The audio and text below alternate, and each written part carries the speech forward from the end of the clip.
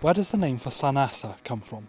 Today I'm in a small village in Flintshire called Llanasa. It's a major stop on the Pilgrim's Way in North Wales. Let's have a look at the name. The name's made of two parts. First we have Llan, which means a settlement or an area of land attached to a church, and that ultimately comes from the Proto-Celtic word landor. And then we have Asa. Now Asa is the Welsh form of the name Asaph, who was a saint here in the 6th century.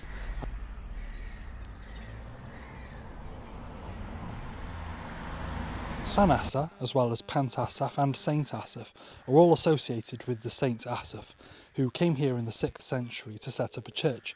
Now actually the first one he set up was Llanasa, and this was where all of his relics were kept until they were all moved to Saint Asaph, Llanelwy, in the 12th century.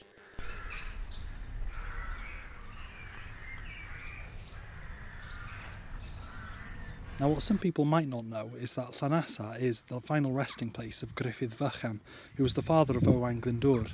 Now apparently his descendants still live in the area today with the surname Hughes. So if you know any Hugheses from Flintshire or from this general area, tag them or send them this video and let them know a bit about their potential heritage.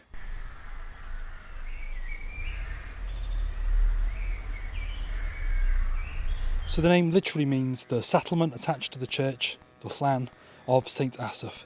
Anyway, diolch, thank you.